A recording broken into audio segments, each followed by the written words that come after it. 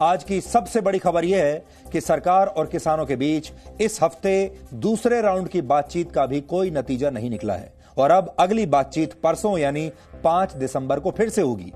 किसानों की एक तरफा मांग अब भी यही है कि सरकार बिना किसी शर्त के तीनों कृषि कानूनों को वापस ले, जबकि सरकार इन कानूनों में संशोधन की तरफ बढ़ती हुई दिखाई दे रही है। कुल मिलाकर स्थिति यह है कि अभी यह आंदोलन ऐसे ही जारी रहेगा। इसके अलावा आज हम आपको किसानों के स्वाभिमान की कुछ तस्वीरें दिखाएंगे। आज सरकार के साथ हुई अपनी बैठक में किसानों ने ना तो सरकार का दिया हुआ खाना खाया और ना ही सरकार की चाय पी। वो अपने साथ अपना खाना लेकर गए थे और किसानों ने चाय भी गुरुद्वारे से मंगाकर पी। आज हम आपको वो तस्वीरें भी दिखाएंगे जहां प्रदर्शनकारी झाड़ू लगाकर सड़कों की सफाई कर रहे हैं। हम आपको इन प्रदर्शनकारियों के उन गांवों में भी आज लेकर चलेंगे जहां इनके परिवारों की महिलाएं अब खेतों में काम कर रही हैं, क्योंकि पुरुष किसान दिल्ली में आंदोलन कर रहे हैं। ये पैदावार और परिवार के लिए किसानों का वो संघर्ष है जिसके बारे में आज पूरे देश को जानना चाहिए, देखना चाहिए। इसके बाद हम आपको वो खबर दिखाएंगे जिसकी चर्चा आज देश के हर परिवार में हो रही है, और वो चर्चा ये है कि जिस शहद को आप खाते हैं वो शहद कितना शुद्ध है। इस खबर की पृष्ठभूमि में वो रिपोर्ट है जिसमें यह बताया गया है कि देश में बिकने वाला 80% शहद मिलावटी है और इस शहद में मिठास के नाम पर चीनी का सिरप मिला होता है। शहद एक ऐसा प्रोडक्ट है जिसमें पूरी दुनिया में सबसे ज्यादा मिलावट होती है। आज हम आपको शहद में हानिकारक चीनी की मिलावट करने वाले अंतर्राष्ट्रीय मधु माफियाओं के बारे में भी बताएंगे और यह भी बताएंगे कि आप नकली और मिलावटी शहद की पहचान कैसे कर सकते हैं, क्योंकि हम जानते हैं भारत में ऐसे बहुत परिवार हैं, शायद आप भी ऐसा ही करते होंगे, जो हर रोज सुबह गुनगुने पानी में नींबू के साथ शहद डालकर पीते हैं। लेकिन अगर आपको यह पता चले कि इस शहद में शहद नहीं बल्कि चीनी का सिरप है, तब आप क्या करेंगे? और आखिर में हम दुनिया के सबसे उदास हाथी और उसे मिले नए साथी की कहानी आपको सुनाएंगे। यह हाथी पिछले 35 वर्षों से पाकिस्तान के इस्लामाबाद में एक चिड़ियाघर में बिल्कुल अकेले बंद था, लेकिन अब इसे कंबोडिया की एक वाइल्ड लाइफ सेंचुरी में पहुंचा दिया गया है, जहां इसे एक नया साथी मिल गया है। यह हाथी अब अपनी उम्र के आखिरी पड़ाव पर है और अब इसका जीवन हैप्पी एंडिंग की तरफ बढ़ रहा है। लेकिन इस सुखद अंत से पहले इस हाथी ने 35 वर्षों तक कितना अकेलापन झेला, कितनी यातनाएं झेली और अपने कितने साथियों को खोकर यह हाथी दुनिया का सबसे अकेला और उदास हाथी बन गया, ये आज हम आपको दिखाएंगे। ये खबर कई दिनों से इंतजार कर रही थी, लेकिन समय ना होने के कारण हम आपको इसे दिखा नहीं पा रहे थे, लेकिन आज ये खबर आपके सामने होगी। लेकिन सबसे पहले आज की तमाम बड़ी खबरें नॉनस्टॉप न्यूज में। सरकार और किसानों के बीच आज चौथे दौर की बैठक भी बेनतीजा रही। तकरीबन 7.5 घंटे चली बैठक के बाद कृषि मंत्री नरेंद्र सिंह तोमर ने कहा कि किसानों की बातों को ध्यान से सुना है और 5 दिसंबर को अगले दौर की बातचीत होगी। आज बहुत अच्छे वातावरण में चर्चा हुई है और किसानों ने बहुत ठीक से अपने विषयों को रखा है। उसके बाद जो बिंदु निकले हैं उन बिंदुओं पर हम सब लोगों की लगभग सहमति बनी है कि इन पर सरकार विचार करेगी। हालांकि सरकार के साथ बैठक के बाद भी किसानों ने अपना रुख नरम नहीं किया। किसान संगठनों के नेता ने कहा कि सरकार जब तक कानून वापस नहीं लेगी, हमारा आंदोलन जारी रहेगा। वो कानून रद्द करने को तैयार है, तब ही परसों की मीटिंग होगी। एमएस के बारे में लीगल राइट हो सभी फसलों का और जो प्रॉफिटेबल हो उसके बारे में वो सहमत है और बोले कि कानून बनाएंगे, हम कल को सोच लें।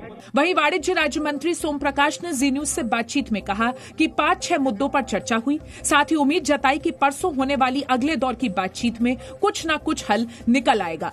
हमें पूरी आस है कि जिस तरह ये बातचीत हुई है, जैसे अच्छे माहौल में बात हुई है, उससे लगता है इससे परसों तक हम इसको सॉल्व करेंगे।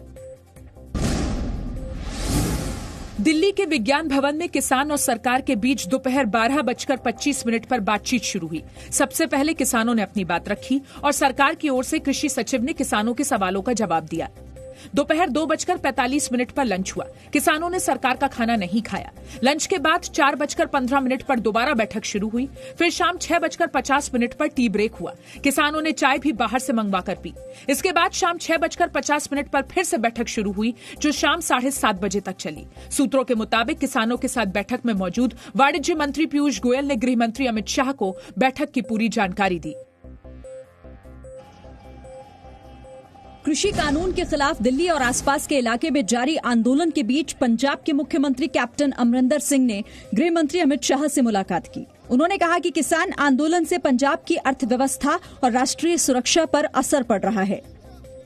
मैं गृह मंत्री साहब नाल सिर्फ इन्ना कहना है कि ਇਹਦਾ कोई हल निकलना चाहिए जल्दी ਤੇ ਉਹਨਾਂ ਨੂੰ अपील की है और आप दे राही मैं अपील कर रहा पंजाब के किसानों ਨੂੰ भी ਇਹਦਾ हल ਆਪਾਂ जल्दी ਕੱਢੀਏ क्योंकि पंजाब की आर्थिकता ते भी असर पै रहा है और नेशनल सिक्योरिटी ते भी असर पै रहा है। गृह मंत्री अमित शाह से मुलाकात के बाद अमरिंदर सिंह ने प्रधानमंत्री नरेंद्र मोदी से मिलने का भी वक्त मांगा। किसान आंदोलन को लेकर दिल्ली के मुख्यमंत्री अरविंद केजरीवाल ने अमरिंदर सिंह की मंशा पर सवाल उठाए हैं। कैप्टन साहब, आपके पास 1 नहीं, 2 नहीं, 3 नहीं, इतने मौके आए जब आप इन बिलों को रोक सकते थे। आज पंजाब का किसान आपसे पूछ रहा है कि आपने ये बिल क्यों नहीं रोके। शिरोमणि अकाली दल के वरिष्ठ नेता और पंजाब के पूर्व मुख्यमंत्री प्रकाश सिंह बादल ने पद्म विभूषण सम्मान वापस कर दिया है। प्रकाश सिंह बादल ने अवार्ड वापस करने की वजह नए किसान कानून को बताया है। प्रकाश सिंह बादल जी के भावनात्मक तनाव के वक्त शिरोमणि अकाली दल एक होकर उनके साथ है। किसानों की चिंताओं को दूर करने का वादा करके बीजेपी की केंद्र सरकार ने किसान अध्यादेश पारित किया और शिरोमणि अकाली दल को गुमराह किया है। इसीलिए हमने मंत्रालय और एनडीए को छोड़ा। हम राष्ट्रपति से अपील करते हैं कि वो हस्तक्षेप कर किसानों के मुद्दों को हल करें। बीजेपी ने अवार्ड वापसी को अशोभनीय बताया है। ये स्टैंड जिहड़ा वो कोई ज्यादा शोभनीय स्टैंड नहीं हैगा। अवार्ड है वो तुहाडी शोभा दे लई सी और तुहाडा सत्कार सी। पंजाब के कई खिलाड़ियों ने भी अवार्ड वापस करने की बात कही है, जिनमें पूर्व हॉकी खिलाड़ी परगट सिंह और राजवीर कौर, पहलवान करतार सिंह और बास्केटबॉल खिलाड़ी सज्जन सिंह चीमा शामिल हैं। 5 दिसंबर को सभी खिलाड़ी राष्ट्रपति भवन जाएंगे। मनी लॉन्ड्रिंग मामले में ईडी ने 9 राज्यों में 26 जगहों पर पीएफआई के ठिकानों पर छापेमारी की है। ईडी ने ये छापेमारी दिल्ली, राजस्थान, उत्तर प्रदेश, बिहार, कर्नाटक, तमिलनाडु, पश्चिम बंगाल, महाराष्ट्र और केरल में की। छापेमारी के दौरान ईडी ने पीएफआई के चेयरमैन ओएम अब्दुल सलाम के दफ्तर की भी तलाशी ली। पीएफआई पर दिल्ली में दंगे और सीएए के खिलाफ प्रदर्शन के लिए फंडिंग का आरोप है।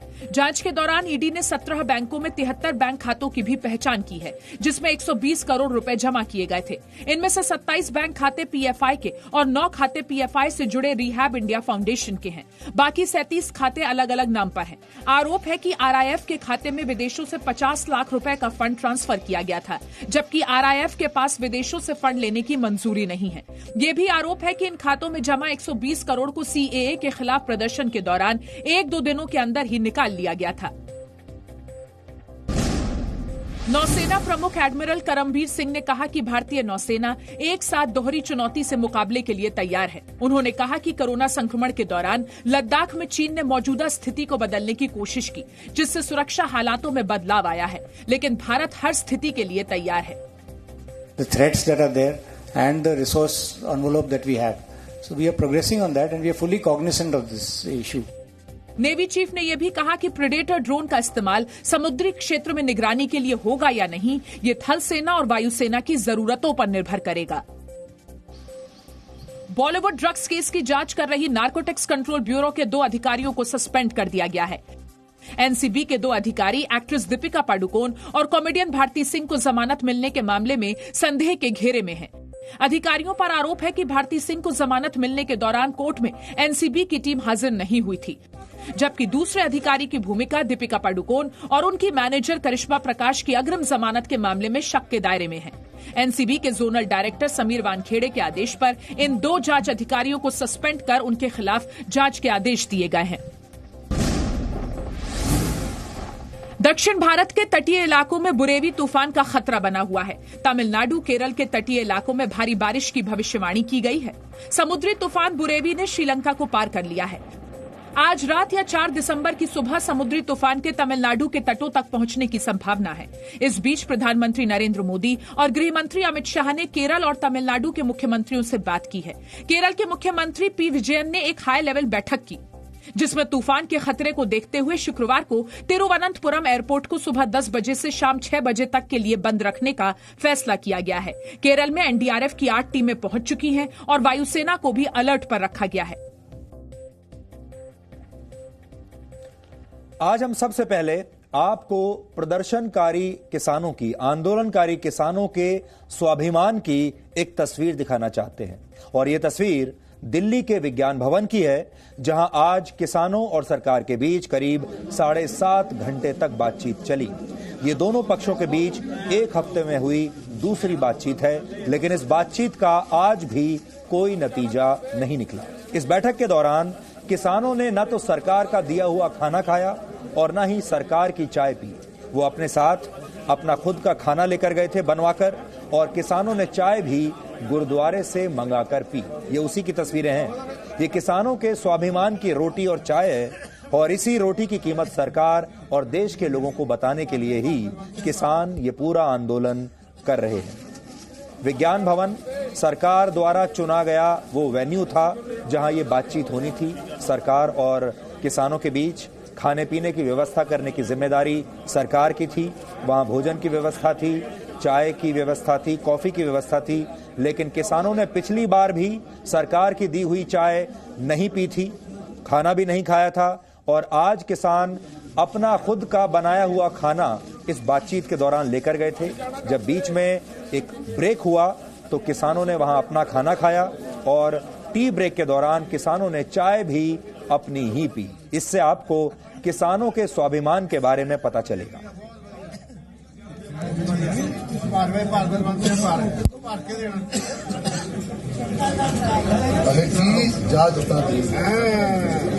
जट्टां दी दुकान राय साहब खुला रहन दिओ, राय साहब खुला रहन दिओ। बोल नहीं चुकाउण दी लोड़ चाह बहुत है। ये किसानों की खुददारी है। वो सरकार के साथ बैठक में अपना खाना भी अपने साथ लेकर आते हैं और चाय भी गुरुद्वारे से मंगाकर पीते हैं।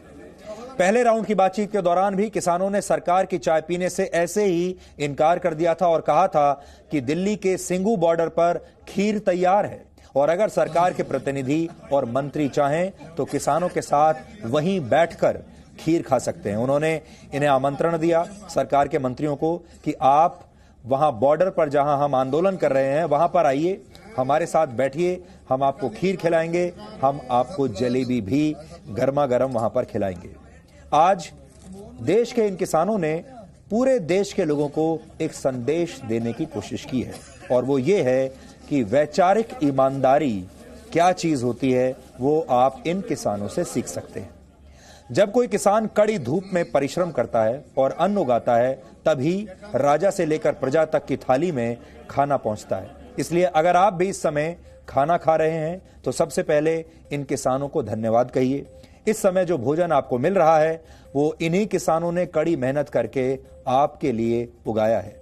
शायद भारत दुनिया का अकेला ऐसा देश होगा जो देश के सबसे अमीर व्यक्ति को भी अनाज वाली सब्सिडी देता है। इसलिए अब समय आ गया है कि किसानों को हमारी सरकारें और हमारे देश के नेता वोट बैंक मानना बंद करें और गंभीरता से उनकी समस्याओं का इलाज करें और उन्हें हमेशा के लिए सुखी बनाएं और समृद्ध बनाएं। इस समय किसानों की सबसे बड़ी समस्या नए कृषि कानून है, और अफसोस कि इसका इलाज आज भी मिल नहीं पाया। 7.5 घंटे तक चली बैठक आज भी बिना किसी नतीजे के समाप्त हो गई, यानी इसमें सरकार और किसानों के बीच कोई समझौता नहीं हो पाया। ये एक हफ्ते में किसानों और सरकार के बीच हुई दूसरी बैठक थी, लेकिन कुल मिलाकर अब तक दोनों पक्षों के बीच 4 राउंड की बातचीत हो चुकी है। अब 5 दिसंबर को दोपहर 2 बजे 5वें राउंड की बातचीत होगी, यानी इस हफ्ते तीसरे राउंड की बातचीत होगी। सरकार के साथ बातचीत में आज 40 से ज्यादा किसान संगठनों ने हिस्सा लिया था। पिछली बैठक में यह संख्या 35 थी, लेकिन आज 40 प्रतिनिधि पहुंचे, जबकि सरकार की तरफ से इस बार भी बैठक में कृषि मंत्री नरेंद्र सिंह तोमर, रेल मंत्री पीयूष गोयल और वाणिज्य राज्य मंत्री सोम प्रकाश ने हिस्सा लिया। यानी सरकार की तरफ से जो टीम है उसमें सिर्फ 3 लोग हैं और किसानों की जो टीम है उसमें 35 से 40 लोग हैं। इस बैठक में सरकार ने किसानों को भरोसा दिलाया कि मिनिमम सपोर्ट प्राइस यानी एमएसपी की व्यवस्था थी, ये व्यवस्था है और ये व्यवस्था भविष्य में भी जारी रहेगी। सबसे बड़ा भरोसा जो किसानों को दिया गया है सरकार की तरफ से वो ये है कि एमएसपी जारी रहेगी, क्योंकि लगातार किसानों को यह गलतफहमी थी कि एमएसपी की व्यवस्था को समाप्त कर दिया जाएगा, लेकिन आज फिर से इन्हें यह कहा गया कि एमएसपी की व्यवस्था जारी रहेगी। इसके अलावा सरकार ने यह भी कहा कि सरकार एपीएमसी को समाप्त नहीं करेगी बल्कि मजबूत करेगी। सरकार अहंकार में नहीं है बल्कि वो किसानों की आशंकाओं का समाधान करना चाहती है, ऐसा सरकार के प्रतिनिधियों का कहना है। किसान सरकारी मंडियों के बाहर जो भी अनाज बेचेंगे उसमें भी किसानों के हितों का पूरा ध्यान रखा जाएगा। किसानों से फसल खरीदने वालों का रजिस्ट्रेशन होगा, पैन कार्ड का इस्तेमाल होगा और सरकार यह सुनिश्चित करेगी कि दोनों जगह लगने वाले टैक्स में कोई अंतर न हो। किसानों को यह चिंता है कि अगर फसल खरीदने वालों से उनका कोई विवाद होता है तो नए कानून के मुताबिक उसकी सुनवाई एसडीएम की कोर्ट करेगी। ऐसे में उन्हें न्याय नहीं मिल पाएगा। किसान चाहते हैं कि किसी भी विवाद पर सामान्य अदालत ही फैसला सुनाए, एसडीएम के पास जाने की जरूरत ना पड़े। सरकार इस आशंका को दूर करने पर विचार कर रही है। किसानों को यह भी आशंका है कि नए कानूनों की वजह से बड़ी बड़ी कंपनियां किसानों की जमीनों पर कब्जा कर लेंगी, हड़प लेंगी। हालांकि कानून में इस बात का उल्लेख है कि कोई भी खरीदार किसानों के साथ जमीन को लेकर कोई सौदा नहीं कर सकता, लेकिन फिर भी सरकार किसानों की इस आशंका को समय रहते दूर करेगी। इसके अलावा पराली और बिजली से जुड़ी किसानों की चिंताओं को भी सरकार जल्द दूर करने का प्रयास करेगी, क्योंकि पराली जलाने पर बहुत भारी जुर्माने का प्रावधान है नए कृषि कानूनों में। उसे लेकर भी जो किसान हैं वो काफी नाराज हैं। इस बैठक के बाद कृषि मंत्री नरेंद्र सिंह तोमर ने कुछ बड़ी जानकारियां दी हैं। ये जानकारियां किसानों समेत पूरे देश के लिए बहुत अहम हैं और आपको इन्हें ध्यान से सुनना चाहिए। हम चाहेंगे कि जो प्रदर्शनकारी किसान हैं, उनके परिवार के लोग हैं, देश के जो बाकी किसान हैं जो इस समय हमें देख रहे हैं और देश की बाकी जनता, वो पहले ये सुने कि कृषि मंत्री का क्या कहना है। सरकार हर विषय पर पूरा खुले मन से किसान यूनियन के साथ चर्चा कर रही थी। किसान यूनियन और किसानों की चिंता है कि जो नया एक्ट आया है उससे एपीएमसी वो खत्म हो जाएगी। भारत सरकार इस बात पर विचार करेगी कि एपीएमसी सशक्त हो और एपीएमसी का उपयोग और बढ़े। जहां तक नए एक्ट का सवाल है उसमें एपीएमसी परिधि के बाहर प्राइवेट मंडियों का प्रावधान है, तो प्राइवेट मंडियां आएंगी, लेकिन प्राइवेट मंडी और जो एपीएमसी एक्ट के अंतर्गत बनी हुई मंडियां हैं उन दोनों में कर की समानता हो और ये इस पर भी हम लोग विचार करेंगे। एमएसपी के मामले में लोग शंका की दृष्टि से देखते हैं, लेकिन मैं फिर यह कहना चाहता हूं कि एमएसपी चल रही थी, एमएसपी चल रही है, आने वाले कल में भी चलती रहेगी। इसकी आश्वस्ति भी हम किसान भाइयों को दिलाएंगे। नए एक्ट में यह प्रावधान था कि अगर कोई विवाद होता है तो वो एसडीएम कोर्ट में जाएगा। यूनियन की चिंता है कि एसडीएम कोर्ट छोटा कोर्ट है और न्यायालय में उन्हें जाने की अनुमति होनी चाहिए। इस बात पर यूनियंस का काफी बल था और इसलिए हम लोगों ने उस विषय को भी अलग से निकाला कि सरकार उस पर विचार करे कि एसडीएम कोर्ट रहे, न्यायालय रहे। इस दिशा में भी निश्चित रूप से हम लोग विचार करने के लिए पूरी तरह ओपन हैं। सरकार का कहना है कि कुछ पॉइंट्स पर किसानों के साथ सहमति बन गई है, लेकिन किसान अब भी अपने आंदोलन को वापस लेने के लिए तैयार नहीं है। कुल मिलाकर अब स्थिति यह है कि किसान कानूनों में किसी भी प्रकार के संशोधन पर सहमत नहीं है। उनका कहना है कि तीनों कानून सबसे पहले वापस लिए जाएं, उसके बाद ही वो आगे की बातचीत करेंगे। अब किसान संगठन कल सुबह 11 बजे एक आपात बैठक करेंगे और इसमें वो ये तय करेंगे कि उनकी आगे की रणनीति क्या होगी। हालांकि किसानों ने भी ये माना है कि कुछ बात आगे बढ़ी है कुछ हद तक, लेकिन अभी किसान अपना आंदोलन वापस नहीं लेंगे। आपको बैठक के बाद बाहर आए किसान नेताओं की बातें भी अब हम सुनाना चाहते हैं। आप इन किसान नेताओं की बात भी सुनिए। सरकार कुछ सुधार करना चाहती है, उसमें कुछ ठीक ठाक करना चाहती है, जिसमें हमकी कोई संतुष्टि नहीं। MSP मिले ना मिले, जो जमीन चला जाएगा तो MSP क्या करना? MSP के नाल जुड़ा खुली मंडी का, खुली मंडी बंद करना होगा। जैसे हरियाणा पंजाब में पहले मंडीकरण होता है वैसे ही होना चाहिए। ये मंडी के नाल खुली मंडी है, MSP का कोई मामला नहीं। सरकार संशोधन करने को तैयार है, लेकिन हमारी मांग है कि इन कानूनों को निरस्त किया जाए। इससे कम हम कोई भी मांग मानने को तैयार नहीं। सरकार कहती है कि हम जो MSP पर आपका जो एप्रीहेंशन है उसको दूर करने को तैयार है। APMC एक्ट है उसमें भी आपके जो शंके वो दूर करने को तैयार है, लेकिन हमने कहा कि हमें पूरी तरह कानून को रद्द करने की मांग हम कर रहे हैं। तो सरकार ने परसों फिर बैठक बुलाई है, हम कल बात करेंगे सभी संगठन के। परसों सरकार से बात करनी है कि नहीं करनी है। अपनी दो टूक बात रख दी कि आपके पास दो ही रास्ते हैं, चाहे तो कानून निरस्त कर दें, चाहे हमें लाठी गोली से आप मारकर भगा दें। हम ऐसे नहीं जाने वाले। आज एक बात तो हमें समझ पड़ती है, आगे हम जाते थे मीटिंग में, हम किसान अपनी बात रखते थे, सरकार के मंत्री सुनी जाते थे, सुनने के बाद बोलते थे कानून तो अच्छे हैं। आज किसानों ने जाकर बोला हम आपको हमारी बात कई बार बता चुके हैं, लिखती तौर पे दे चुके हैं, हम तीने कानूनों को रद्द कराउण तो कट कोई बात नहीं मनेंगे। और इसके नाल जो MSP है, सरकार डॉक्टर स्वामीनाथन की सिफारिश अनुसार उसके मुताबिक लाने, सरकारी खरीद की गारंटी होवे, जो उससे कम खरीदेगा उसके खिलाफ कानूनी कार्रवाई होवे। इन बातों के काम किसान कुछ भी मानने को तैयार नहीं। उन्होंने बोला भी हम संशोधन कर सकते हैं, पर किसानों ने बात सुनने के बाद फिर स्पष्ट किया कि आपकी बात सुन ली, आप इनमें कानूनों में शोध करने के लिए तैयार हैं, पर हम तीनों कानूनों को रद्द कराने के बिना कोई बात मानने के लिए तैयार नहीं। उन्होंने कुछ पॉइंट लिखे हैं अध्यादेश को लेकर कि हम करेक्शन कर सकते हैं और हम परसों फिर बैठक बुलाएंगे। तो हमने कह दिया करेक्शन कुछ चाहिए हमें, हम 3 अध्यादेश वापस चाहिए हमें। ये हमारे खिलाफ है, क्योंकि हमारे खिलाफ नहीं है, ये पूरे देश की पब्लिक खिलाफ है। अब हम आपको ये बताते हैं कि आज की जो बैठक है जो लगभग 7 घंटे तक चली है, इसमें क्या क्या हुआ। ये बैठक आज दोपहर को 12:25 पर शुरू हुई। शुरुआत किसान नेताओं के बोलने से हुई। सबसे पहले उन्हीं को मौका दिया गया कि आप बोलिए, और किसान नेताओं ने तीनों कृषि कानूनों की खामियां गिनानी शुरू की। बीच में सरकार की तरफ से किसान नेताओं के भ्रम को दूर करने की कोशिश की गई, लेकिन ज्यादातर किसान नेताओं के तेवर बड़े तीखे थे, जिसके बाद सरकार की तरफ से कहा गया कि पहले आप सब अपनी अपनी बात कह लीजिए। इसके बाद फिर से किसान नेताओं ने बोलना शुरू किया।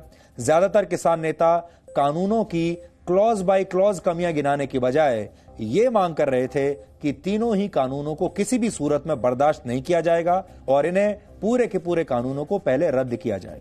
तो यहां रणनीति आप समझिए, सरकार ये कहती थी कि आप पहले कानून को पढ़िए, इसके क्लॉज को पढ़िए, इसके पॉइंट्स पढ़िए, और आप हमें यह बताइए कि इस कानून में कौन सा क्लॉज आपको पसंद नहीं आ रहा, कौन सा पॉइंट आपको पसंद नहीं आ रहा, फिर हम इस पर चर्चा करेंगे और फिर देखते हैं कि इसमें क्या बदलाव कर सकते हैं।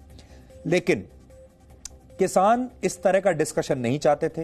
किसान ये कह रहे हैं कि हम किसी क्लॉज पर बात नहीं करेंगे, किसी कानून के किसी पॉइंट पर बात नहीं करेंगे। हमारी मांग एक ही है, ये सारे कृषि कानून जो नए बनाए हैं तीनों, पहले इन्हें रद्द कीजिए।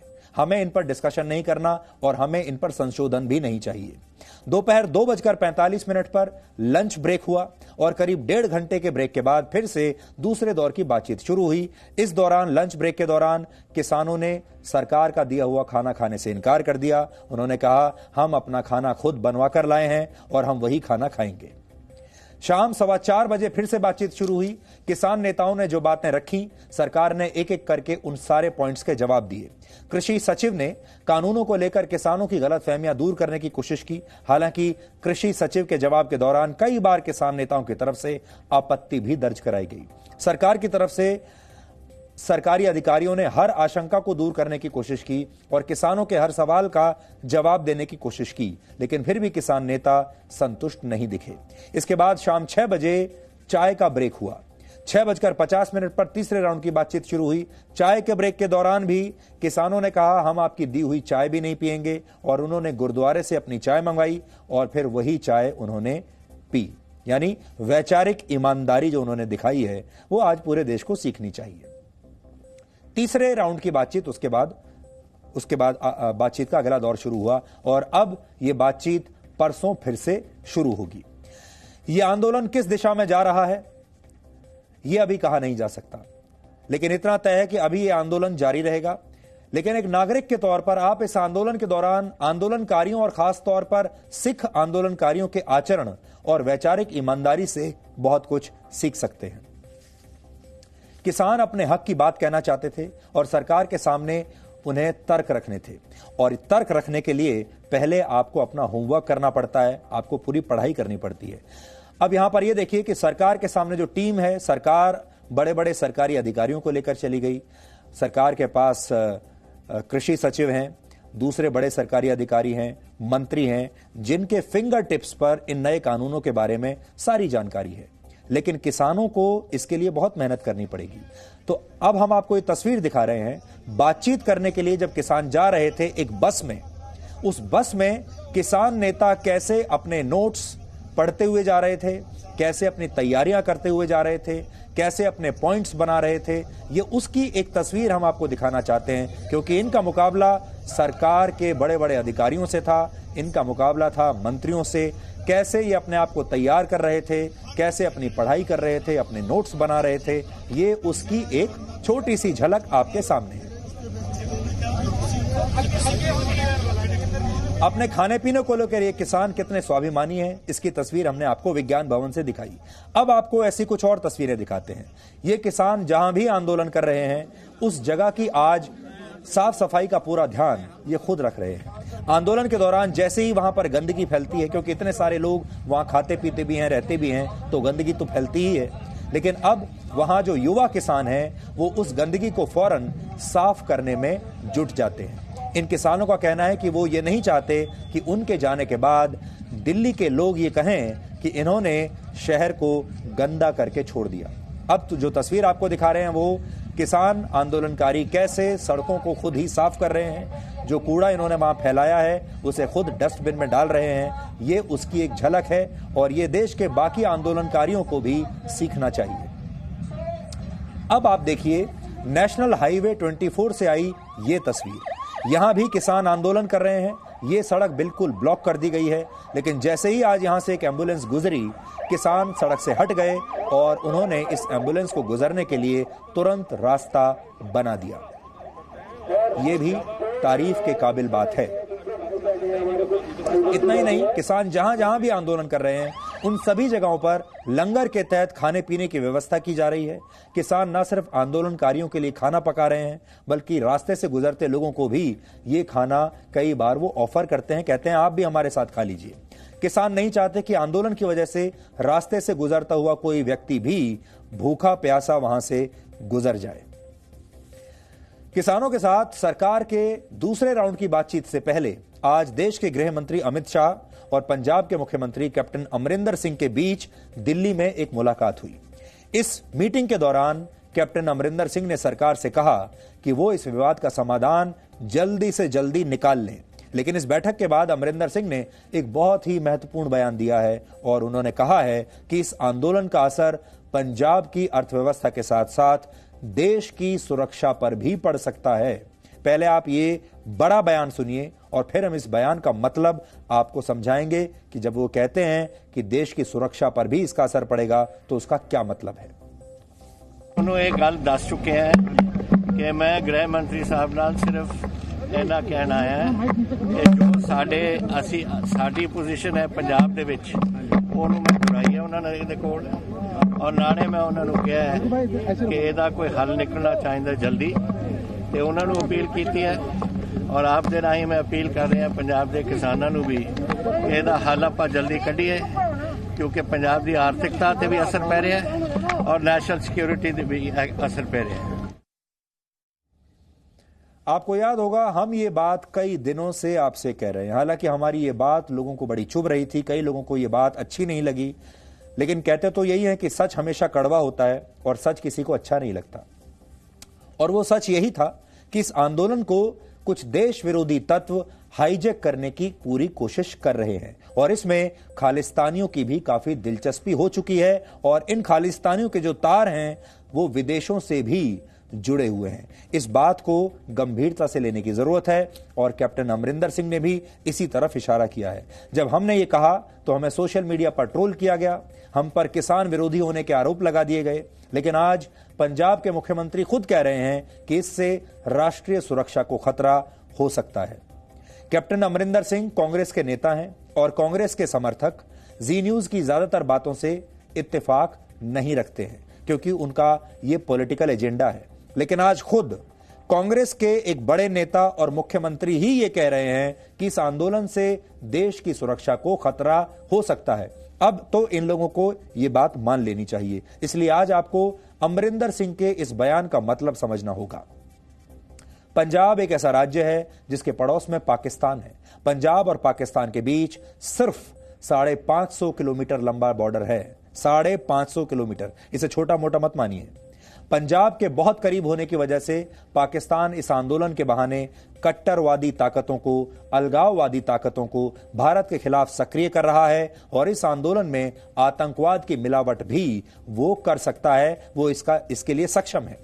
1980 के दशक में पंजाब ने आतंकवाद का काला दौर देखा है। इस दौरान पंजाब में लगातार चरमपंथी और अलगाववादी ताकतों का उदय हो रहा था। यह दौर 1990 तक चला, यहां तक कि पूर्व प्रधानमंत्री इंदिरा गांधी की हत्या भी इसी का नतीजा थी। इसलिए कैप्टन अमरिंदर सिंह इस खतरे को बहुत अच्छी तरह से पहचान रहे हैं। इस आंदोलन के नाम पर विदेशों में बसे भारतीयों को भी भड़काया जा रहा है और इसमें विदेशों से संचालित खालिस्तानी आतंकवादी संगठन बहुत बड़ी भूमिका निभा रहे हैं। ऐसे ही एक संगठन का नाम है सिख फॉर जस्टिस, जिसने इस आंदोलन में शामिल किसानों को 7.5 करोड़ रुपए की मदद देने का ऐलान किया है। यह संगठन खालिस्तान के नाम पर भारत में आतंकवाद फैलाने का काम करता है और इससे जुड़े कई आतंकवादियों की संपत्तियां पिछले ही दिनों भारत की सुरक्षा एजेंसियों ने जब्त की हैं। खालिस्तान की मांग करने वाले कई अंतर्राष्ट्रीय संगठन अब विदेशों में रहने वाले सिख युवाओं को भड़का रहे हैं और इन्हें पैसा देकर भारत सरकार के खिलाफ रैलियां आयोजित करवाई जा रही हैं। इन्हीं सब बातों की वजह से कैप्टन अमरिंदर सिंह इसे राष्ट्रीय सुरक्षा के लिए खतरा बता रहे हैं और आपने कनाडा के प्रधानमंत्री का बयान तो सुन ही लिया था।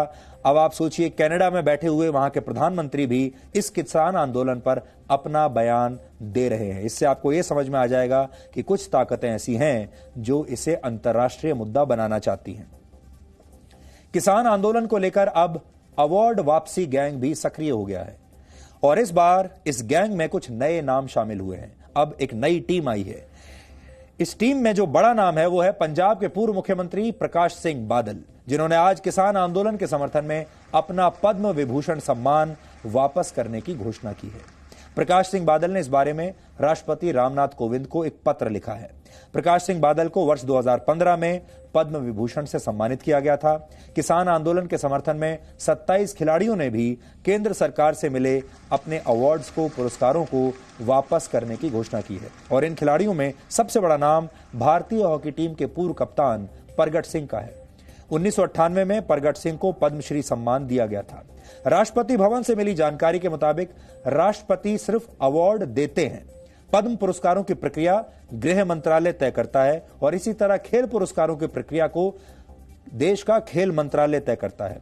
पद्म पुरस्कारों में कोई राशि नहीं दी जाती, लेकिन खेल पुरस्कारों में अलग अलग राशि भी तय होती है, जैसे खिलाड़ियों को पुरस्कार के साथ दिया जाता है। हालांकि अभी तक ऐसा कोई अवसर आया नहीं जब किसी खिलाड़ी ने पुरस्कार वापसी के नाम पर सम्मान के साथ मिली रकम को भी वापस किया हो। अब ये खिलाड़ी ऐसा करेंगे या नहीं, इस पर हमारी नजर रहेगी, हम आपको जरूर बताएंगे।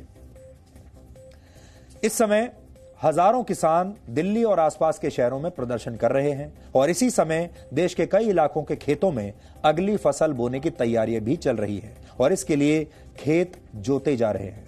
लेकिन किसान तो दिल्ली में बैठे हैं और आंदोलन कर रहे हैं, तो फिर खेतों में कौन काम करेगा? आप सोच रहे होंगे, अगर किसान आंदोलन में हैं तो उनके खेतों को जोतने का काम अब कौन कर रहा है?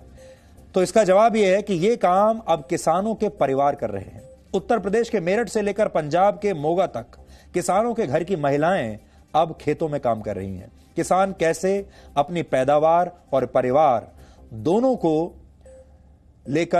को बचाने के लिए जी जान से मेहनत कर रहे हैं, इस पर आपको हमारी ये ग्राउंड रिपोर्ट आज की जरूर देखनी चाहिए।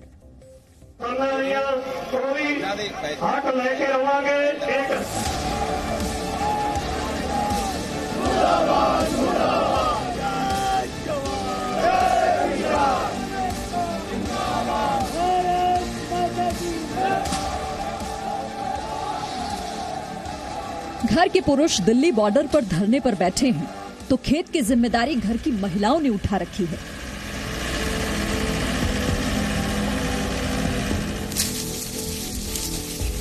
यदि उन्हें जरूरत पड़ेगी तो हम भी जाएंगे, फिर हम खेत भी नहीं देखेंगे। जब तक वो लोगों की मांगे पूरी नहीं होगी तब तक वो लोग वापस नहीं आएंगे। ये नीशू चौधरी हैं, पोस्ट ग्रेजुएशन कर रही हैं, लेकिन लॉकडाउन में कॉलेज बंद होने के बाद मेरठ अपने गांव आ गई। पढ़ाई घर से ही चल रही थी, लेकिन पिता के किसान आंदोलन में जाने के बाद अब खेत की जिम्मेदारी संभाल रही हैं। नीशू के पिता और भाई कृषि कानून के खिलाफ किसान आंदोलन का हिस्सा हैं और इस समय दिल्ली की सीमा पर धरने पर बैठे हैं और नीशू पिता और भाई की जिम्मेदारी को पूरा करने खेत में उतर आई हैं। गन्ने की फसल काटने का वक्त आ गया है, इसीलिए नीशू ने इस काम को अपने हाथों में ले लिया है। मेन वजह यह है कि जो किसान आंदोलन चल रहा है दिल्ली में, उसमें क्या है, उसमें मेरे परिवार के मेरे भाई, पापा, ताऊ, चाचा और क्षेत्र के सभी लोग वहाँ पे गए हुए हैं, धरने में बैठे हुए हैं। तो इसलिए हम लोगों को खेत में आके काम करना पड़ रहा है, क्योंकि हमारी फसल खराब हो सकती है और जिसके कारण हमें बहुत नुकसान भरना पड़ सकता है। नीशू को पता है कि कब कटाई होती है और कब जुताई करनी है। अकेली नीशू ही नहीं, गांव की बाकी औरतें भी यही काम कर रही हैं। हम ही नहीं बल्कि मेरी ताई जी, मम्मी, चाची और आसपास क्षेत्र में रहने वाली सभी महिलाएं आजकल खेत में काम कर रही है। और जब तक वो लोगों की मांगे पूरी नहीं होगी तब तक वो लोग वापस नहीं आएंगे।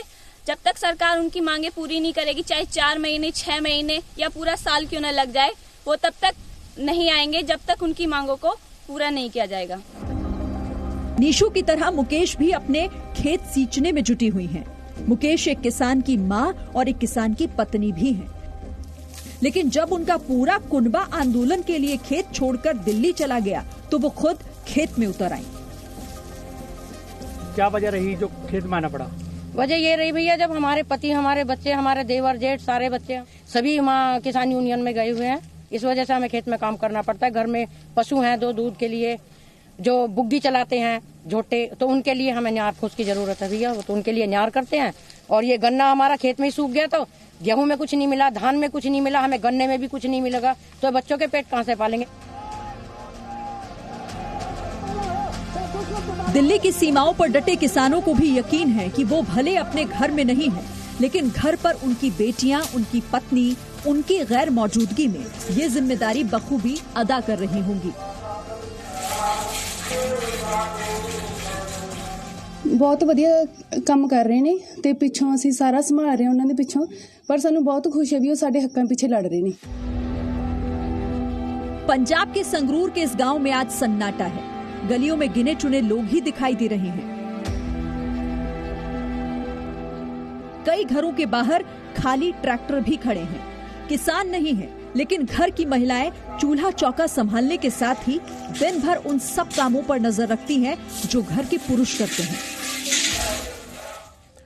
आज हमने आपको किसानों के परिश्रम, किसानों की निष्ठा, किसानों की खुददारी और उनकी वैचारिक ईमानदारी की तस्वीरें दिखाई हैं, और यही वो गुण हैं जो एक किसान को आम लोगों से अलग बनाते हैं, और यही वो गुण हैं जो देश के आम लोगों को इन किसानों से जरूर सीखने चाहिए। हम ये तो नहीं कह सकते कि इस आंदोलन का क्या नतीजा होगा, किसकी मांगें मानी जाएंगी, किसकी नहीं मानी जाएंगी, लेकिन इन किसानों से और इस आंदोलन से देश के लोग ये नैतिक गुण जरूर सीख सकते हैं। और अब हम आपको वो खबर दिखाने वाले हैं जिसका आप सबको बेसब्री से इंतजार है। ये आज की दूसरी सबसे बड़ी खबर है। लेकिन अगर देश के परिवारों की बात करें, हम आम नागरिकों की बात करें, तो शायद ये उनके लिए सबसे बड़ी खबर है, क्योंकि आपके निवाले की चिंता करने वाले किसानों के बाद अब हम बात करेंगे आपके स्वास्थ्य का ख्याल रखने वाले शहद की। वैसे किसानों और शहद के बीच भी एक रिश्ता है, और वो रिश्ता बनाती हैं मधुमक्खियां। मधुमक्खी पालन जितना ज्यादा होगा, किसानों की फसल का उत्पादन उतना ही अच्छा हो सकता है, उनकी आमदनी उतनी ही बढ़ेगी। मधुमक्खियां पैदावार बढ़ाने की बहुत अहम कड़ी होती हैं, क्योंकि मधुमक्खियां पॉलिनेशन का काम करती हैं। वो फसलों के पराग के कणों को एक जगह से दूसरी जगह पहुंचाने का काम करती हैं।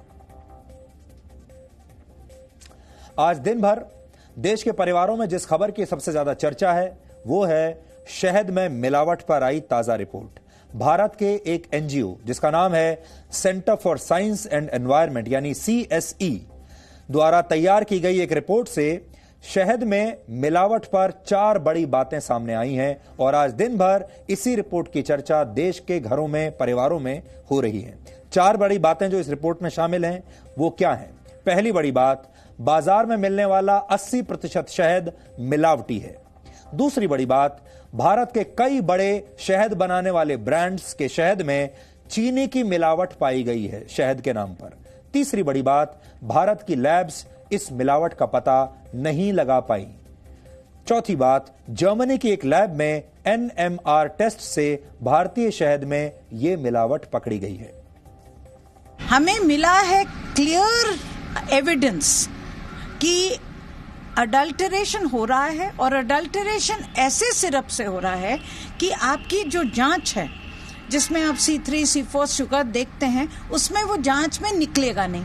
इसीलिए जब हमारे हाथ में एविडेंस है, उस एविडेंस के भरोसे हम कह रहे हैं कि सरकार को कुछ हद तक NMR टेस्टिंग करनी पड़ेगी CSE की तरह से, जैसे हमने कराई। आप मैंडेटरी मत करिए, मगर आप सैंपल उठाइए और उसकी NMR टेस्टिंग करिए। Food safety and standards authority यानी FSSAI के मुताबिक किसी भी शहद को शुद्ध होने के लिए उसे कम से कम 50 टेस्ट्स पर खरा उतरना होता है। जब वो ये 50 परीक्षाएं, ये टेस्ट पार कर लेता है, तब माना जाता है कि ये शहद असली है और शुद्ध है। हालांकि इसके बाद भी बाजार में मिलने वाला ज्यादातर शहद शुद्ध नहीं होता। शहद में मिलावट के मुद्दे पर FSSAI का कहना है कि शहद में किसी भी मिलावट की पहचान करने में उनकी टेस्टिंग तकनीक सक्षम है।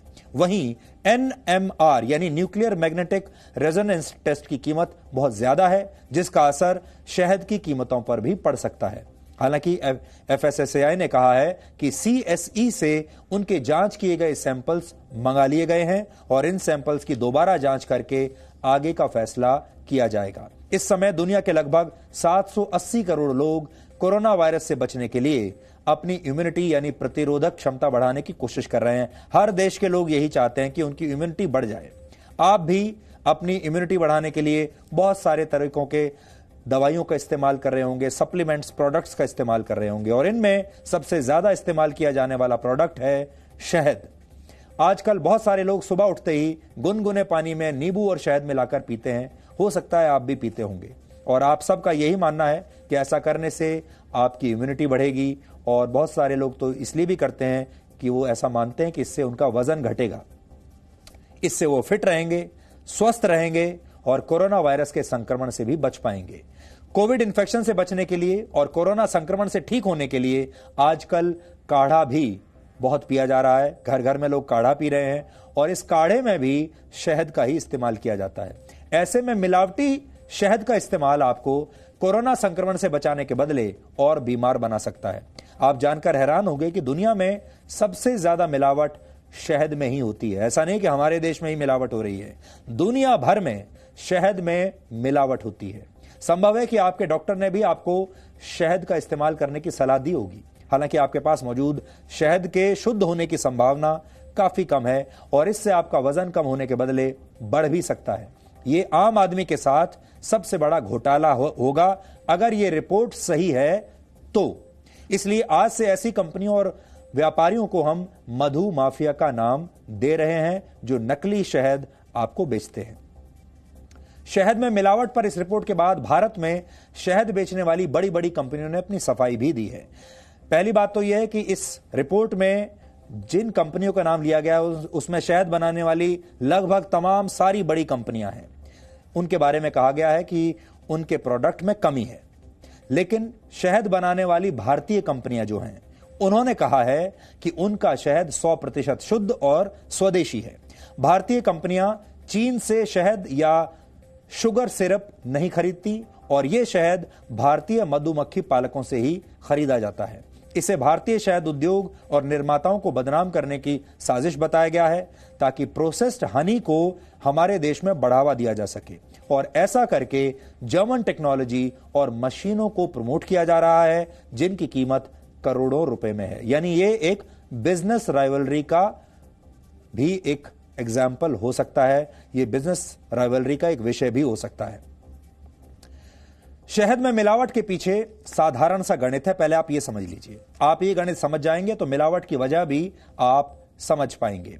शहद कारोबारी मधुमक्खी पालकों से शुद्ध शहद 100 रुपए प्रति किलो से लेकर 1000 रुपए प्रति किलो तक खरीद सकते हैं।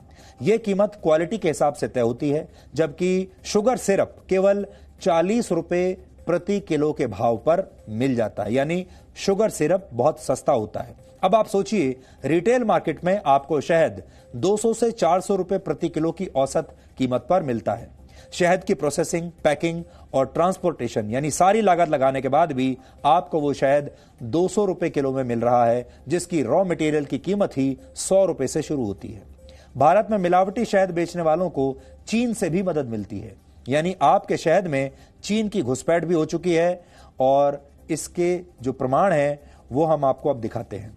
चीन की वेबसाइट्स पर गारंटी के साथ ऐसा शुगर सिरप बेचा जा रहा है जो टेस्ट प्रूफ होता है, यानी शहद में इस शुगर सिरप की मिलावट को पकड़ना किसी भी मशीन के लिए मुश्किल ही नहीं, नामुमकिन होता है। इस समय भी चीन की कई बड़ी कंपनियां ऐसा test proof sugar syrup websites पर बेच रही हैं। शहद में मिलावट करने वाले मधु माफिया अक्सर इसे पकड़ने की कोशिश करने वालों से 2 कदम आगे ही रहते हैं। भारत सरकार को भी इसकी जानकारी है, और वो जब भी कोई नई गाइडलाइंस लाती है तो ये जो माफिया है ये इन गाइडलाइंस से बचने के लिए कोई नया शुगर सिरप लेकर आ जाते हैं। यानी हर बार एक ऐसा शुगर सिरप इस शहद में मिला दिया जाता है जो कि टेस्ट करने वाली मशीनों की पकड़ में नहीं आता, इसलिए ये सारे शहद पास होते चले जाते हैं। यह जिम्मेदारी FSSAI की होती है कि वो देखे कि बाजार में कोई भी खाने पीने का जो प्रोडक्ट है वो हो गुणवत्ता के मामले में सही हो, वो शुद्ध हो। शहद को जांचने की जिम्मेदारी भी उसकी है, लेकिन उसकी मशीनें इस मिलावट को पकड़ नहीं पाई। अब जो ये रिपोर्ट है वो ये कहती है कि मशीनें इस मिलावट को पकड़ नहीं पाई क्योंकि जो शुगर सिरप इसमें मिलाया गया था वो इस बात की गारंटी देता है कि मशीन उसे पकड़ नहीं सकती, और वो चीन से लाया गया है। शहद बनाने वाली कंपनियां ये कहती हैं कि मिलावट थी ही नहीं, इसलिए यह मशीन नहीं पकड़ पाई।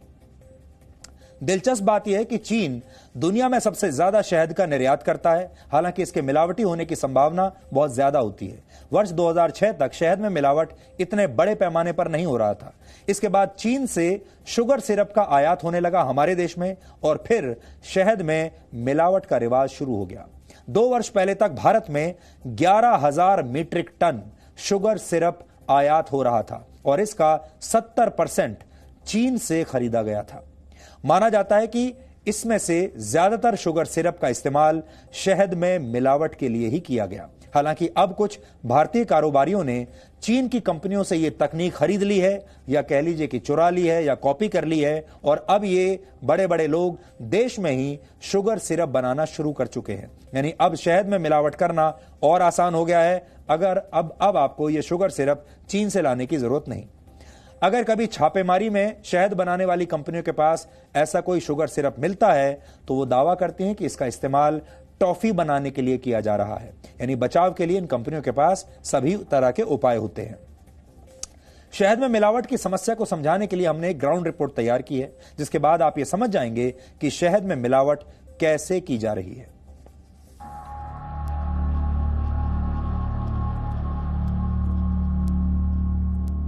क्या आपके शहद में चीनी है?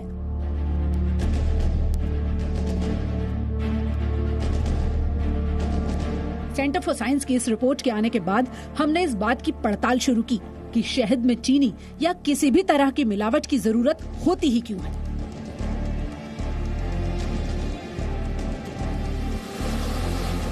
इसके लिए सबसे पहले सबसे जरूरी था ये समझना कि शुद्ध शहद होता क्या है। तो आपको सीधे वही लिए चलते हैं जहां मधुमक्खियों का परिवार शहद बना रहा है। जी, ये जो नजर आ रही हैं मधुमक्खियां, क्या यही शहद बनने की प्रक्रिया है और कैसे ये होती है? जी मैडम, ये जो आप देख रहे हैं इसको ब्रूड चैम्बर बोलते हैं जी। और इसके अंदर नीचे 10 फ्रेम होते हैं जी। ये इस तरह के 10 फ्रेम है और इसमें ये जो आप देख रहे हैं ये इसका ब्रूड है, इसमें इनका बच्चा है और इसके अंदर ये ऊपर वाला हिस्सा है, ये इनके खाने के लिए हनी होता है। अच्छा। लेकिन हम इससे हनी नहीं निकालते, इससे हनी एक्सट्रैक्ट नहीं करते हैं जी। क्योंकि ये इनके बच्चे के खाने पीने के लिए है। तो ये एक परिवार के रहने की ये जगह एक परिवार के लिए है और इसके बीच में एक हम ये क्यून एक्सक्लूडर लगा देते हैं जिससे केवल वर्कर भी तो, कमेरी मक्खी तो ऊपर आ सकती है, मधुमक्खी ऊपर आ सकती है, लेकिन क्यून ऊपर नहीं आती है। अच्छा। तो नीचे ब्रीडिंग होने का काम नीचे होता रहेगा और ऊपर से सेपरेटली हम हनी निकाल सकते हैं। तो ये आप सुपर देख रहे हैं इनके, ये नीचे ब्रूड चैम्बर है, ये हनी चैम्बर है। तो जो हनी चैम्बर है उसमें से सुपर में से हमें हनी निकालना चाहिए और ज्यादातर बीकीपर सुपर से ही हनी निकालते हैं, सील्ड हनी। मतलब साफ है कि शुद्ध शहद में किसी भी तरह की मिलावट की जरूरत नहीं होती। लेकिन शुद्ध शहद की कीमत 500 से 1000 रुपए प्रति किलो या इससे ज्यादा भी हो सकती है। शहद को सस्ता करने के लिए उसकी मात्रा बढ़ानी जरूरी है और ये काम मिलावट करके ही किया जा सकता है।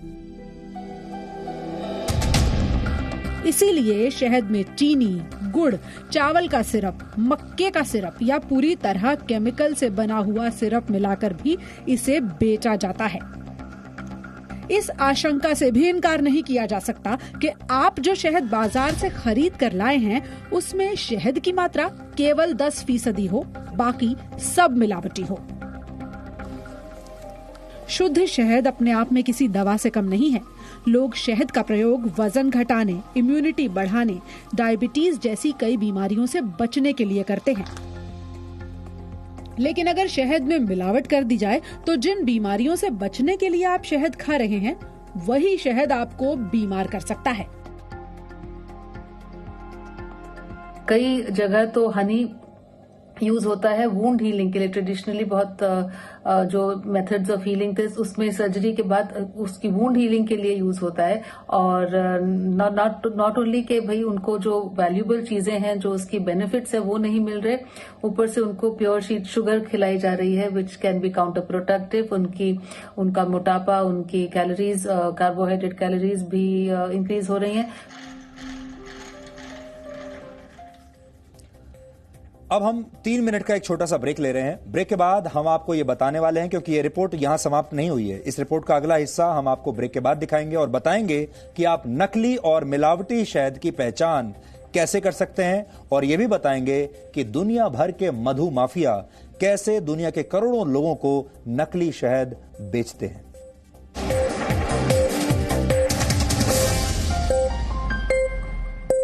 एक साल पहले ग्रेजुएशन कंप्लीट करा था। घर पे सबको बहुत उम्मीदें थी, बेटी है कुछ करके दिखाएगी। काफी इंटर्नशिप्स भी करी थी कॉलेज में, प्लेसमेंट भी हो ही चुका था, लेकिन कोविड के आते ही सब। क्या आप नौकरी को लेकर परेशान हैं? तो अब जी न्यूज पर देखिए रोजगार की हर खबर। जी रोजगार समाचार, दिन भर जी न्यूज पर। एमबीए का रिजल्ट आया तो मेरे फैमिली मेंबर्स बहुत खुश थे, सपने जैसे उड़ान ही भरने वाले थे, लेकिन अचानक कोरोना ने सब रोक दिया। क्या आप नौकरी को लेकर परेशान हैं? तो अब जी न्यूज पर देखिए रोजगार की हर खबर। जी रोजगार समाचार, दिन भर जी न्यूज पर।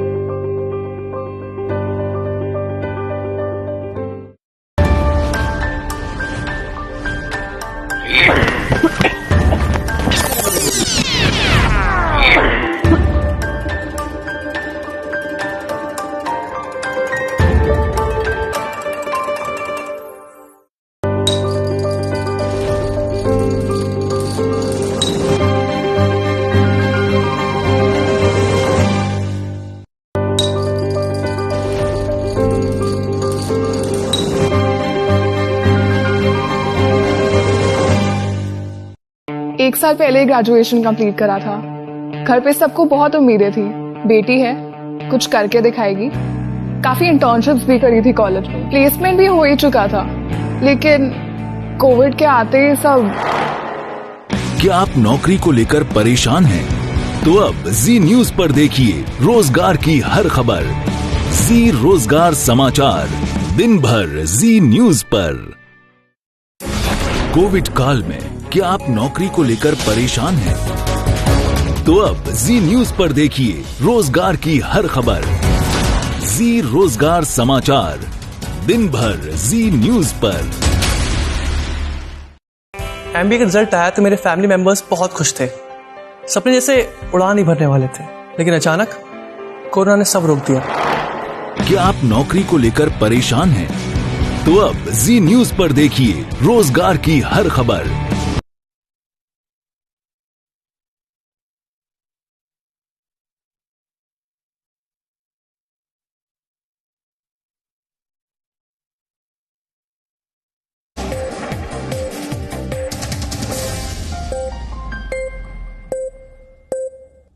शुद्ध शहद जो होता है वो स्वादिष्ट तो होता ही है, साथ में पौष्टिक भी होता है।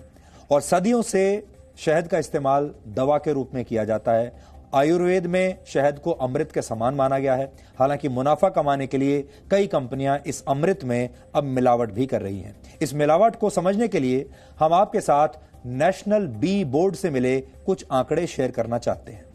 पिछले 1 वर्ष में देश में 11 करोड़ 50 लाख किलोग्राम शहद का उत्पादन हुआ। इसको आप नोट कर लीजिए, 11 करोड़ 50 लाख किलो शहद बनाया गया। इसमें से लगभग 6 करोड़ 25 लाख किलोग्राम शहद का निर्यात कर दिया गया, यानी बाहर के देशों में भेज दिया गया, लगभग आधा। लेकिन चौंकाने वाली जानकारी यह मिली कि हमारे देश में हर साल करीब 3 करोड़ किलोग्राम मिलावटी शहद का इस्तेमाल किया जाता है। 3 करोड़ मिलावटी शहद, 3 करोड़ किलोग्राम। संभव है कि आपने भी इस 3 करोड़ किलोग्राम मिलावटी शहद में से कुछ खरीद लिया होगा और इसे शुद्ध मानकर इसका सेवन भी कर लिया होगा, जबकि ये सिर्फ चीनी का एक सिरप होगा जिसे आप शहद मान रहे थे। विडंबना यह है कि जिस शुद्धता को एक मौलिक अधिकार का दर्जा मिलना चाहिए था, वो शुद्धता भारत में एक लग्जरी बन गई है। और जो लोग इस लग्जरी की कीमत नहीं चुका पाते, वो मिलावटी खाना खाने पर और खरीदने पर मजबूर हो जाते हैं। अगर कानून की बात करें तो कानून तो हमारे देश में बहुत हैं। कानून के मुताबिक अगर मिलावटी सामान की वजह से किसी की मौत होती है तो उम्र कैद की सजा हो सकती है, उस पर 10 लाख रुपए का जुर्माना हो सकता है। मिलावट रोकने के लिए कुछ और कदम भी उठाए जा सकते हैं। FSSAI चाहे तो शहद का न्यूक्लियर मैग्नेटिक रेजोनेंस यानी NMR टेस्ट जरूरी कर सकती है, अनिवार्य कर सकती है। इस समय शहद का एक्सपोर्ट करने के लिए यह टेस्ट अनिवार्य है। अगर आपको किसी दूसरे देश में बेचना है तो देखिए यह भी कितनी बड़ी बात है। दूसरे देश में बेचना है तो NMR टेस्ट करना पड़ेगा, और अगर अपने ही देश में बेचना है तो इसकी जरूरत नहीं। शहद बेचने वाली कंपनियों के लिए शहद के स्रोत की जानकारी देना भी अनिवार्य किया जाना चाहिए। अब आपको ऐसे 2 तरीकों के बारे में बताएंगे जिससे आप घर बैठे शहद की शुद्धता का पता लगा सकते हैं। यह आपके सबसे काम की खबर है। इसके लिए आप पानी से भरे एक गिलास में 1 चम्मच शहद डाल दें। अगर शहद पानी में घुल जाता है तो समझ लीजिए जो शहद आप खा रहे हैं वो मिलावटी है। अगर शहद पानी में घुलने की जगह गिलास में नीचे बैठ जाता है तो इसका मतलब है कि यह शहद असली है और शुद्ध है। ये आपके स्क्रीन पर तस्वीर है, इसे आप ध्यान से देख लीजिए। आप आग की मदद से भी असली और मिलावटी शहद की पहचान कर सकते हैं। इसके लिए आप रुई को शहद में डुबोने के बाद उसे आग लगा दें, उसमें आग लगाएं। अगर रुई कुछ सेकंड में जल गई तो इसका मतलब है शहद पूरी तरह से शुद्ध है, और अगर शहद मिलावटी होगा तो रुई में देर से आग लगेगी, रुई देर से आग को पकड़ेगी। ये 2 पहचान है जिससे आप पता लगा सकते हैं कि आपका शहद कितना शुद्ध है। लेकिन यह भी सच है कि खाने पीने की ज्यादातर वस्तुओं की जांच आप घर पर नहीं कर सकते, क्योंकि यह जांच किसी लैब में ही संभव है। लेकिन आप मिलावटी सामान की शिकायत तो जरूर कर सकते हैं, इसलिए जागरूक हो जाइए। जैसा हमने आपको बताया, इसकी जिम्मेदारी है FSSAI पर, और इसके टोल फ्री नंबर आप नोट कर लीजिए 1800-112100। यहां पर आप फोन करके अपनी शिकायत दर्ज करा सकते हैं। आप इस टोल फ्री नंबर पर संपर्क कर सकते हैं और मिलावट से जुड़ी अपनी सारी शिकायतें यहां दर्ज करा सकते हैं। मिलावटी शहद सिर्फ भारत में ही नहीं बल्कि पूरी दुनिया की एक बहुत बड़ी समस्या है और शहद दुनिया का सबसे मिलावटी पदार्थ है। आपको शायद पता नहीं होगा, लेकिन शहद दुनिया का सबसे मिलावटी पदार्थ है। आप दुनिया में कहीं भी खरीद लीजिए, आपको ऐसी ही मिलावट मिलेगी। पूरी दुनिया में शहद का सबसे बड़ा बाजार अमेरिका में है। अमेरिका में शहद की खपत उत्पादन के मुकाबले काफी ज्यादा और यही वजह है कि मिलावटी शहद अमेरिका के लिए भी एक बड़ी समस्या है। वर्ष 2009 में अमेरिका में मिलावटी शहद का सबसे बड़ा मामला सामने आया था। इसे तब वहां हनी लॉन्ड्रिंग कहा गया था। उस समय दूसरे देशों की मदद से चीन ने भारत के रास्ते अमेरिका के बाजारों में अपना मिलावटी शहद बेचा था। इस घोटाले के बाद अमेरिका में दूसरे देशों से आने वाले शहद की जांच के लिए कड़े नियम बना दिए गए और अब वहां मिलावटी शहद बेचना उतना आसान नहीं। कनाडा में भी दूसरे देशों से आए शहद की जांच में 27% सैंपल्स खरे नहीं उतरते।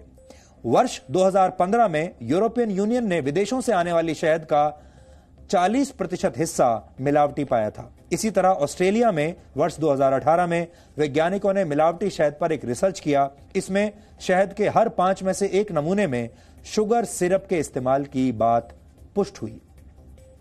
Centre for science and environment ने इससे पहले भी कई मामलों पर अपनी रिपोर्ट दी है। ये ऐसी संस्था है जो इस तरह की रिपोर्ट्स देती रहती है।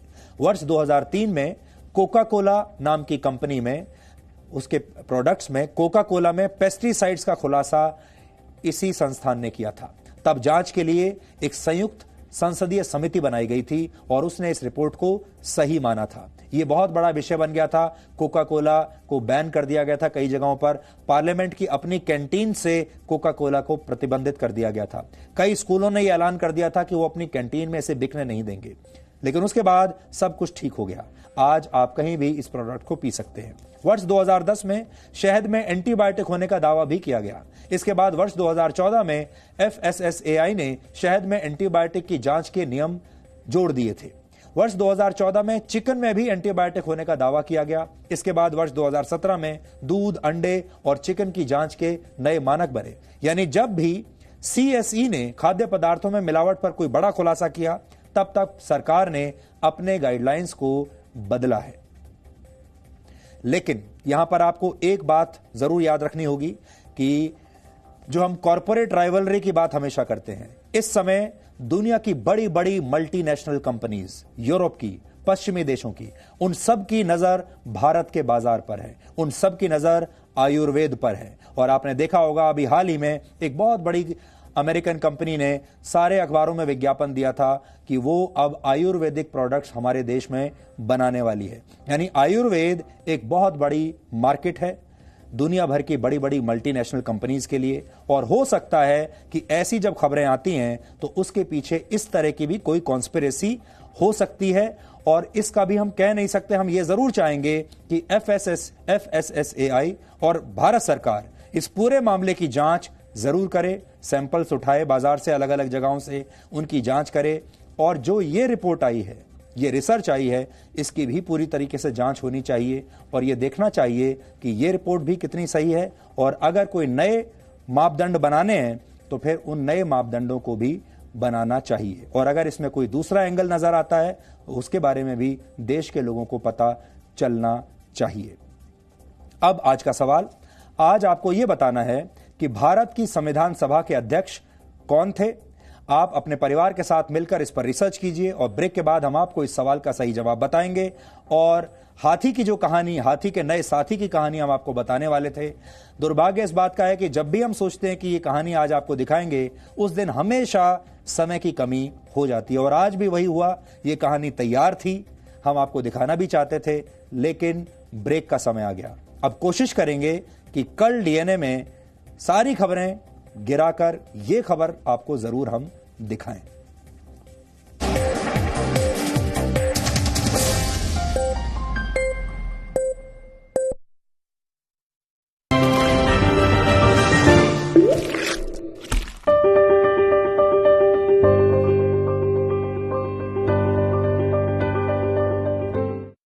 एक साल पहले ग्रेजुएशन कंप्लीट करा था।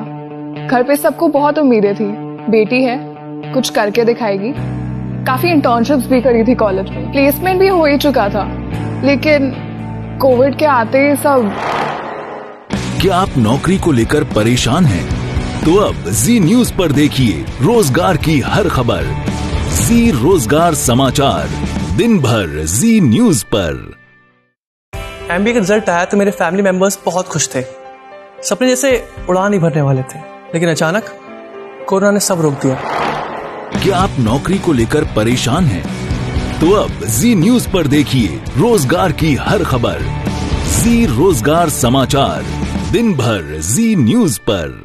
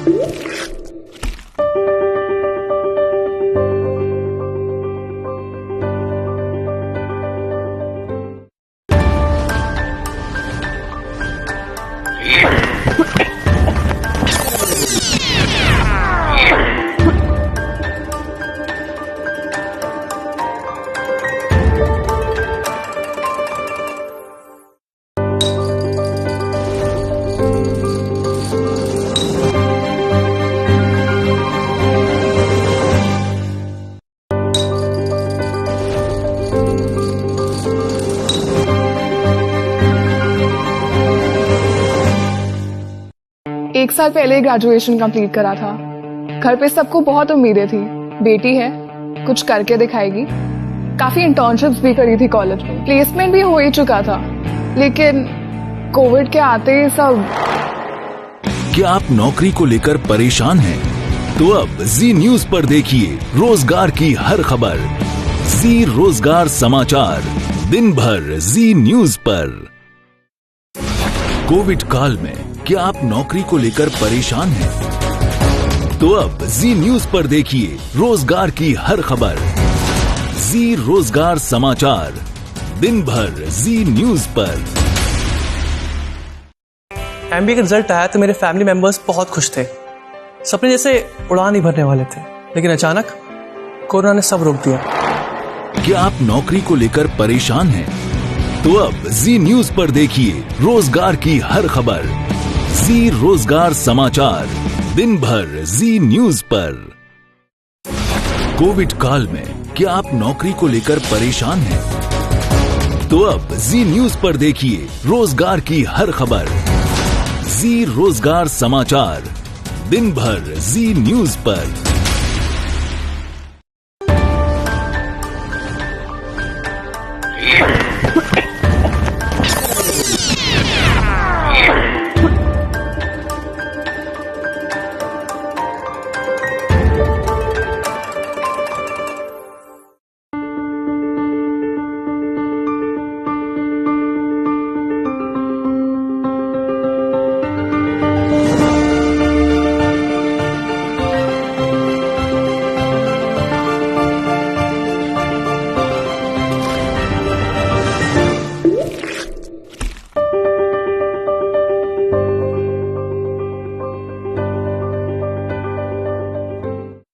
एक साल पहले ग्रेजुएशन कंप्लीट करा था। घर पे सबको बहुत उम्मीदें थी, बेटी है, कुछ करके दिखाएगी। काफी इंटर्नशिप्स भी करी थी कॉलेज में, प्लेसमेंट भी हो ही चुका था, लेकिन कोविड के आते ही सब। क्या आप नौकरी को लेकर परेशान हैं? तो अब जी न्यूज पर देखिए रोजगार की हर खबर। जी रोजगार समाचार, दिन भर जी न्यूज पर। एमबीए का रिजल्ट आया तो मेरे फैमिली मेंबर्स बहुत खुश थे। सपने जैसे उड़ान ही भरने वाले थे, लेकिन अचानक कोरोना ने सब रोक दिया। क्या आप नौकरी को लेकर परेशान हैं? तो अब जी न्यूज पर देखिए रोजगार की हर खबर। जी रोजगार समाचार, दिन भर जी न्यूज पर।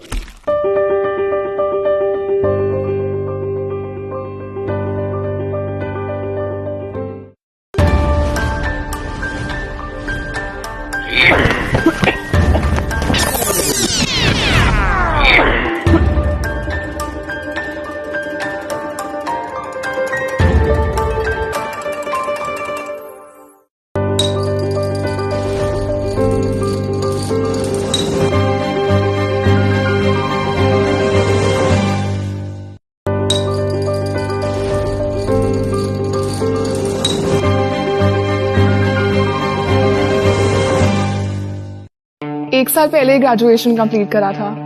घर पे सबको बहुत उम्मीदें थी, बेटी है, कुछ करके दिखाएगी। काफी इंटर्नशिप्स भी करी थी कॉलेज में, प्लेसमेंट भी हो ही चुका था, लेकिन कोविड के आते ही सब। क्या आप नौकरी को लेकर परेशान हैं? तो अब जी न्यूज पर देखिए रोजगार की हर खबर। जी रोजगार समाचार, दिन भर जी न्यूज पर। कोविड काल में क्या आप नौकरी को लेकर परेशान हैं? तो अब जी न्यूज पर देखिए रोजगार की हर खबर। जी रोजगार समाचार, दिन भर जी न्यूज पर। एमबीए का रिजल्ट आया तो मेरे फैमिली मेंबर्स बहुत खुश थे। सपने जैसे उड़ान ही भरने वाले थे, लेकिन अचानक कोरोना ने सब रोक दिया। क्या आप नौकरी को लेकर परेशान हैं? तो अब जी न्यूज पर देखिए रोजगार की हर खबर। जी रोजगार समाचार, दिन भर जी न्यूज पर। कोविड काल में क्या आप नौकरी को लेकर परेशान हैं? तो अब जी न्यूज पर देखिए रोजगार की हर खबर। जी रोजगार समाचार, दिन भर जी न्यूज पर।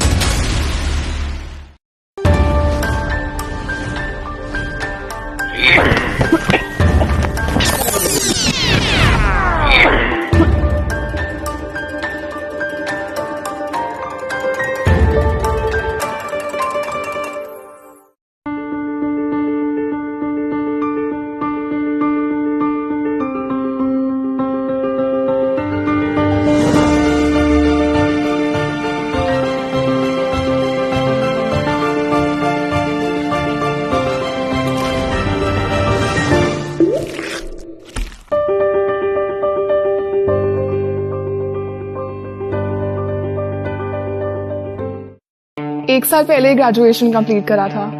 घर पे सबको बहुत उम्मीदें थी, बेटी है, कुछ करके दिखाएगी। काफी इंटर्नशिप्स भी करी थी कॉलेज में, प्लेसमेंट भी हो ही चुका था, लेकिन कोविड के आते ही सब। क्या आप नौकरी को लेकर परेशान हैं? तो अब जी न्यूज पर देखिए रोजगार की हर खबर। जी रोजगार समाचार, दिन भर जी न्यूज पर। एमबीए का रिजल्ट आया तो मेरे फैमिली मेंबर्स बहुत खुश थे। सपने जैसे उड़ान ही भरने वाले थे, लेकिन अचानक कोरोना ने सब रोक दिया। क्या आप नौकरी को लेकर परेशान हैं? तो अब जी न्यूज पर देखिए रोजगार की हर खबर। जी रोजगार समाचार, दिन भर जी न्यूज पर।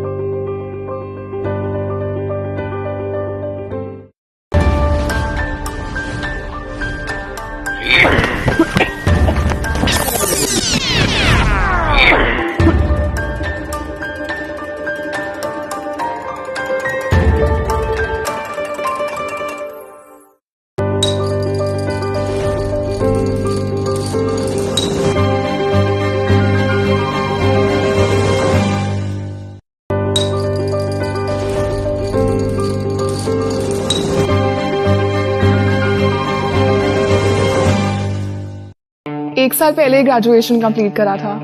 घर पे सबको बहुत उम्मीदें थी, बेटी है, कुछ करके दिखाएगी। काफी इंटर्नशिप्स भी करी थी कॉलेज में, प्लेसमेंट भी हो ही चुका था, लेकिन कोविड के आते ही सब। क्या आप नौकरी को लेकर परेशान हैं? तो अब जी न्यूज पर देखिए रोजगार की हर खबर। जी रोजगार समाचार, दिन भर जी न्यूज पर। कोविड काल में क्या आप नौकरी को लेकर परेशान हैं? तो अब जी न्यूज पर देखिए रोजगार की हर खबर। जी रोजगार समाचार, दिन भर जी न्यूज पर। एमबीए का रिजल्ट आया तो मेरे फैमिली मेंबर्स बहुत खुश थे। सपने जैसे उड़ान ही भरने वाले थे, लेकिन अचानक कोरोना ने सब रोक दिया। क्या आप नौकरी को लेकर परेशान हैं? तो अब जी न्यूज पर देखिए रोजगार की हर खबर। जी रोजगार समाचार, दिन भर जी न्यूज पर। कोविड काल में क्या आप नौकरी को लेकर परेशान हैं? तो अब जी न्यूज पर देखिए रोजगार की हर खबर। जी रोजगार समाचार, दिन भर जी न्यूज पर।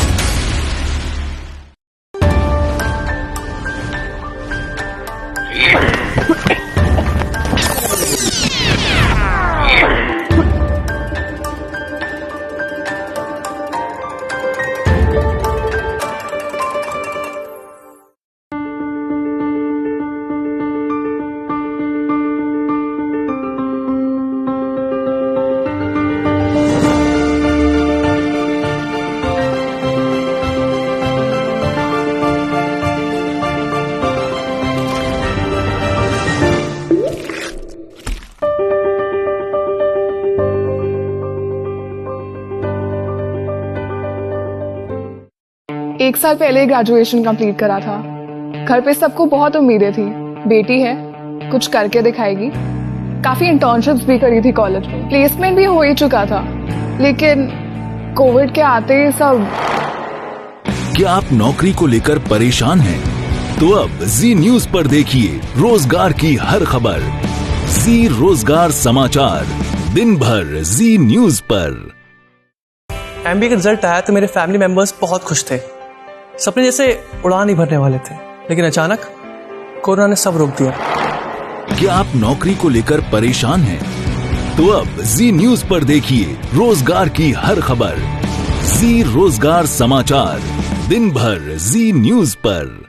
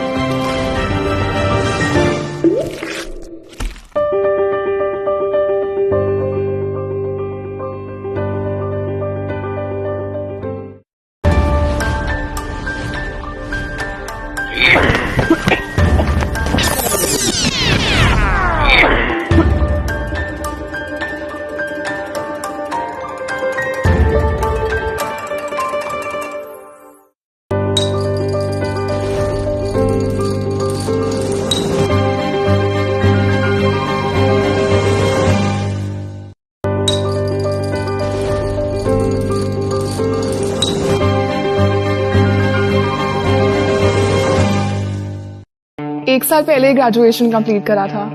घर पे सबको बहुत उम्मीदें थी, बेटी है, कुछ करके दिखाएगी। काफी इंटर्नशिप्स भी करी थी कॉलेज में, प्लेसमेंट भी हो ही चुका था, लेकिन कोविड के आते ही सब। क्या आप नौकरी को लेकर परेशान हैं? तो अब जी न्यूज पर देखिए रोजगार की हर खबर। जी रोजगार समाचार, दिन भर जी न्यूज पर। कोविड काल में क्या आप नौकरी को लेकर परेशान हैं? तो अब जी न्यूज पर देखिए रोजगार की हर खबर। जी रोजगार समाचार, दिन भर जी न्यूज पर। एमबीए का रिजल्ट आया तो मेरे फैमिली मेंबर्स बहुत खुश थे। सपने जैसे उड़ान ही भरने वाले थे, लेकिन अचानक कोरोना ने सब रोक दिया। क्या आप नौकरी को लेकर परेशान हैं? तो अब जी न्यूज पर देखिए रोजगार की हर खबर। जी रोजगार समाचार, दिन भर जी न्यूज पर। कोविड काल में क्या आप नौकरी को लेकर परेशान हैं? तो अब जी न्यूज पर देखिए रोजगार की हर खबर। जी रोजगार समाचार, दिन भर जी न्यूज पर।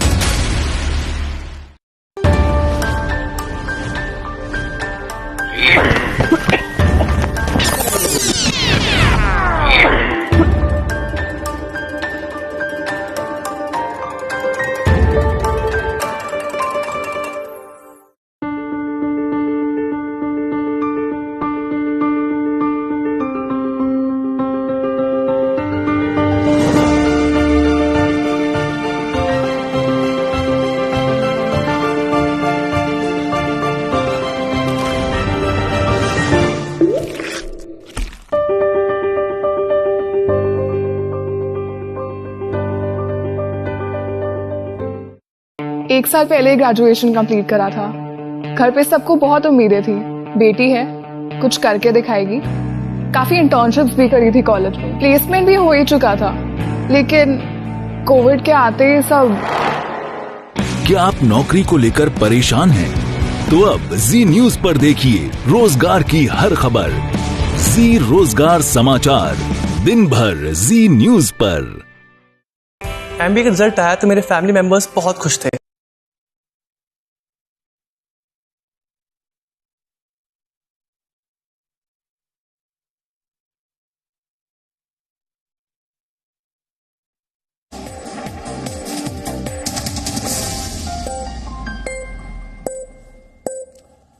और अब आखिर में देखते हैं कि आज के इतिहास में क्या लिखा है। वर्ष 1884 में आज ही के दिन भारत के पहले राष्ट्रपति डॉक्टर राजेंद्र प्रसाद का जन्म हुआ था। डॉक्टर राजेंद्र प्रसाद वर्ष 1950 से 1962 तक भारत के राष्ट्रपति रहे।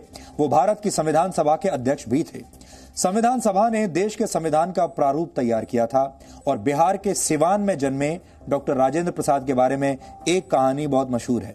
उनकी बुद्धिमानी से प्रभावित होकर एक बार उनके परीक्षक ने उनकी आंसर शीट पर एक यादगार वाक्य लिखा था और वो वाक्य था, परीक्षार्थी परीक्षक से बेहतर है।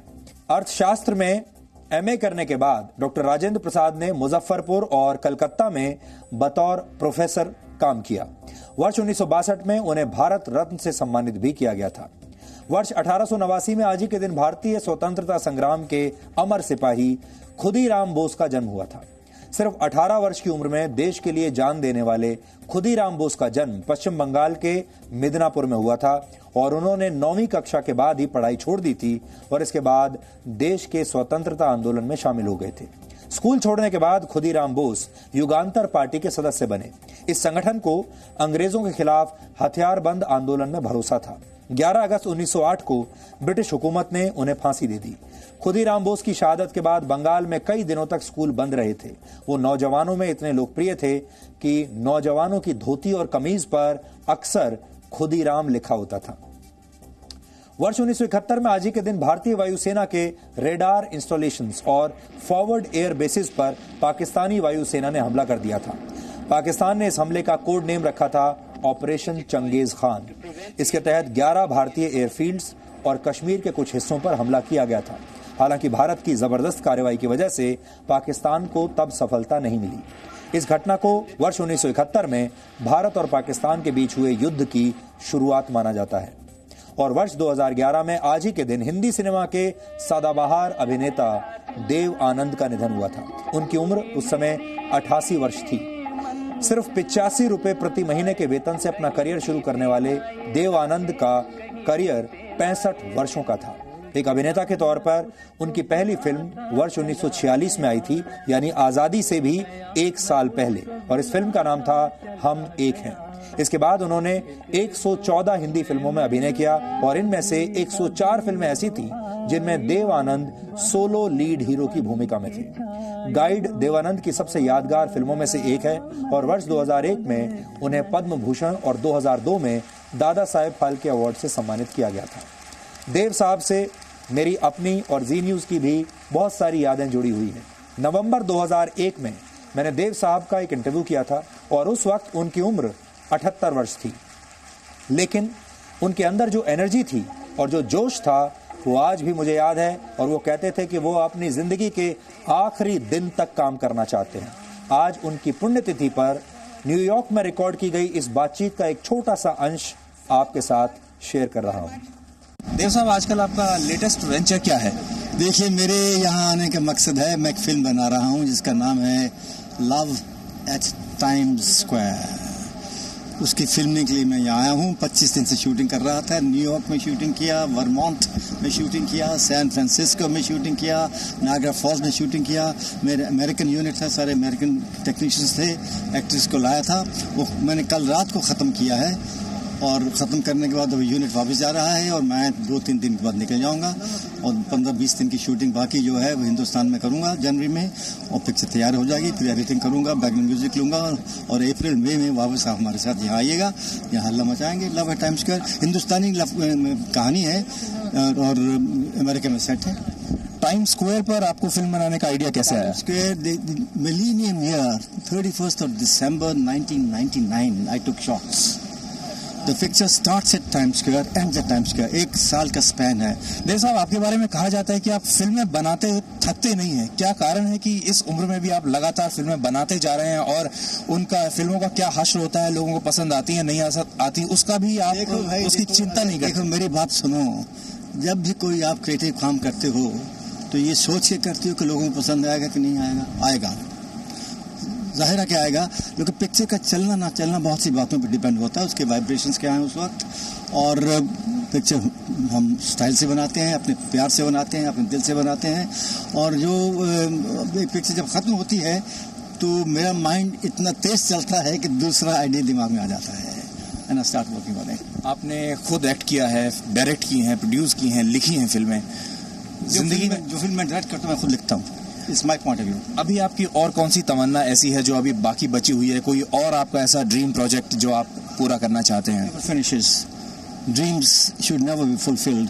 The moment your dreams are fulfilled and you think it's all there, it's all finished, no more, you're no more.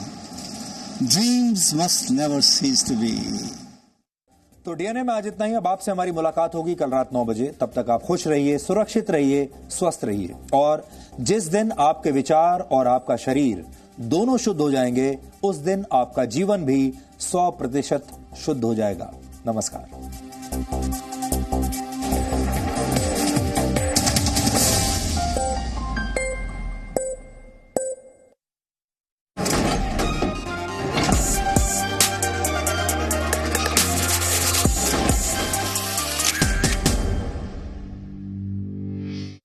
नमस्कार, मैं हूं सिमरन कौर। न्यूज कैमरा एक्शन में आपका स्वागत है। आज हम आपको महाराष्ट्र की 3 बड़ी खबरें दिखाएंगे। पहली खबर उत्तर प्रदेश के सीएम योगी और महाराष्ट्र की उद्धव सरकार के बीच फिल्म सिटी पर चल रही तनातनी को लेकर है। यूपी के मुख्यमंत्री योगी आदित्यनाथ का मुंबई दौरा लगातार सुर्खियों में है और आज शिवसेना ने अपने मुखपत्र सामना में इस पर निशाना साधा है। सामना में लिखा है कि मुंबई से फिल्म सिटी ले जाना बच्चे के हाथ से चॉकलेट छीनना जितना आसान नहीं है। दूसरी खबर यह है कि मुंबई से सटे ठाणे के एक इलाके में 26 सीसीटीवी कैमरा लगा दिए गए हैं और ना प्रशासन को खबर हुई ना ही पुलिस को। इन अवैध कैमरे को किसने लगाया और क्यों, ये सब हमारी रिपोर्ट में आप देखेंगे। और तीसरी खबर मालेगांव केस की सुनवाई से जुड़ी है। आपको बताएंगे कि 2008 के मालेगांव बम धमाके की सुनवाई में आज कोर्ट ने क्या कहा, एनआईई कोर्ट ने क्या सख्त आदेश दिए। लेकिन सबसे पहले देखिए मुंबई टॉप 10। महाराष्ट्र सरकार के 1 साल पूरा होने पर एक किताब का विमोचन किया गया, जिसमें सरकार के साल भर के काम का लेखा जोखा है। किताब विमोचन कार्यक्रम में राज्य के मुख्यमंत्री उद्धव ठाकरे, एनसीपी अध्यक्ष शरद पवार सहित तीनों पार्टियों के तमाम नेता मौजूद थे। किताब विमोचन के कार्यक्रम में उद्धव ठाकरे ने इशारों में बीजेपी पर निशाना साधा। उन्होंने कहा कि अगर कोई राजनीतिक संकट लाने की कोशिश कर रहा है तो उस संकट को भी हम तोड़ने की ताकत रखते हैं।